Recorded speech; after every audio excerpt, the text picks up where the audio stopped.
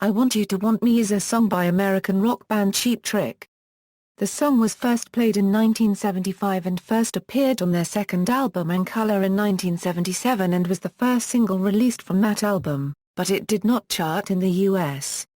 Cheap Trick bass player Tom Peterson told Classic Rock magazine, "My recollection is that, songwriter Rick Nielsen did that song as a bit of a joke, because at the time when we had done that song there was a lot of pop music on the radio, ABBA, and all sorts of things, disco. Rick thought I'm just going to do an over-the-top pop song. I just want to do one that's so silly, total pop, and then we'll do a heavy version of it." He didn't know what was going to happen with it. The idea was to have it like a heavy metal pop song. Cheap Trick doing ABBA, except a very heavy version. Rick Nielsen explains his perspective behind the song, I just pictured myself in a big, overstuffed chair, and my dad turned on the TV. There were like 3 stations. I wanted to watch Gabby Hayes he was a cowboy. I always wanted what wasn't a unregistered trademark T there, so I think that a unregistered trademark S what made me inquisitive throughout my whole life. When you wanted Gabby a unregistered trademark S not there.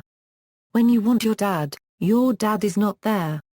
It was the easiest lyric I could think of. And I wish I were that stupid more often. Eat a unregistered trademark S like Van Morrison with some of his old songs it didn't a unregistered trademark T matter what the lyrics meant, eat a unregistered trademark S how they sounded years later. Nielsen and Peterson criticized the lightweight production of I Want You to Want Me as it originally appeared on their second studio LP, In Color. Cheap Trick went as far as to mostly re-record that album. Producer Tom Werman explains, I Want You to Want Me was a fabulous dancehall type of song, and a perfect pop tune, and it was meant to be a little campy. I put the piano on a guy named G. Winding played it.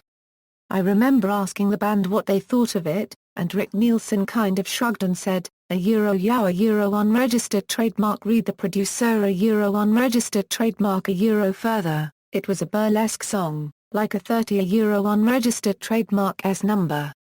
That is what they wrote it as. I Want You to Want Me was a #1 single in Japan. Its success in Japan, as well as the success of its preceding single Clock Strikes 10, and its follow-up Surrender, paved the way for Cheap Trick's famous concerts at Nippon Budokan in Tokyo in April 1978 that were recorded for the group's most popular album, Cheap Trick at Budokan. A live version of I Want You to Want Me from the album Cheap Trick at Budokan was released in 1979 and became their biggest-selling single, reaching number 7 on the Billboard Hot 100. It was certified gold by the Recording Industry Association of America, representing sales of 1 million records. In Canada, it reached number 2 on the RPM National Singles Chart, remaining there for 2 weeks. It was also the band's highest-charting single in Britain, where it reached number 29. The single was certified gold in Canada for the sale of 5,000 singles in September 1979. Version differences: the live version has a higher tempo than the album version, which contributed to its success. However, the album version features an echo at the verse didn't I see you cryin'. This echo does not appear in the live version. The crowd, however, emulates the echo by chanting cryin'. The live version consists of 2 guitar solos, while the studio version has a piano fill as a second instrumental. Between 1976 and 1977, Cheap Trick recorded a version played in the style that they did in concerts in 1975 and 1976. It was played with dramatic vocals, high tempo and 2 guitar solos. It was released in 1996.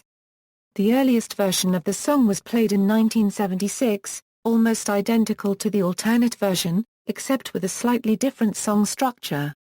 This version was released in 1998.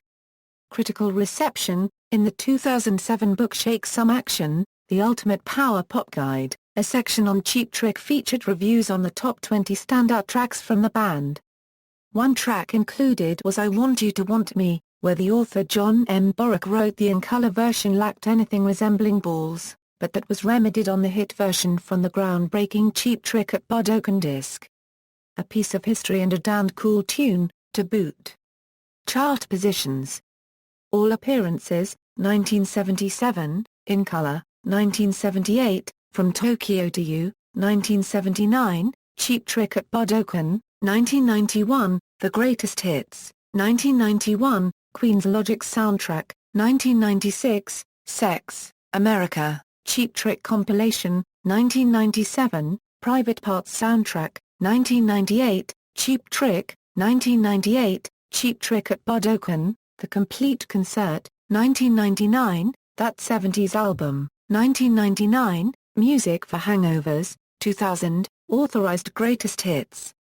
Cover versions, Tiger Tails, Young and Crazy, Robin Fab, Propagandia Euro, How to Clean Everything, Wipe Out Skaters, Suck It Fashion, Letters to Cleo a Euro 10 Things I Hate About You Soundtrack, Dwight Yoakam a Euro Tomorrow's Sounds Today Senior 71, Here We Go Again, Lindsay Lohan a Euro A Little More Personal, Chris Isaak a Euro Best of Chris Isaak, Holmes Brothers, State of Grace, Gail Garca Bernal a Euro Rudo y Cursi Soundtrack, Spanish language cover entitled Quiero que me quieras, Los Odio. Featuring Juan Sun a Euro Rudo y Cursi Soundtrack, Quiero Club a Euro Rudo y Cursi Soundtrack, Donate Doyle a Euro Lights Down Low, KSM, Read Between the Lines Ali McCorkle a Euro Band Slam Soundtrack, Brooke Elliott and Jaime Ray Newman, Drop Dead Diva Soundtrack, The Knockouts, Diamond Prime Music / Sound Pollution AB, Snowy Shore is Alive. Gary Jules, released a single, Punchline, So Nice to Meet You, EP, Martin Ramey single, Leif Garrett 3 Sides of Gas House Gorillas, from album Punk Americana, 2013, Chase Holfolder, Major to Minor, Marlene Farmer a Euro Interstellaires. In popular culture, before every episode taping of The Colbert Report, Stephen Colbert psyched himself up by playing the at Budokan version of this song. The live version of this song is featured in the video game Band Hero, as well as a downloadable track for Rock Band 3. It appears in the first episode of Scrubs right after J.D. met Elliot for the first time. In episode 92 of Dawson's Creek, Katie Holmes sings it at a nightclub. They used the Letters to Cleo version of the song. A cover of the live version performed by Letters to Cleo is played at the end of the film 10 Things I Hate About You. References. External links, Allmusic entry, full lyrics of this song at Metro Lyrics.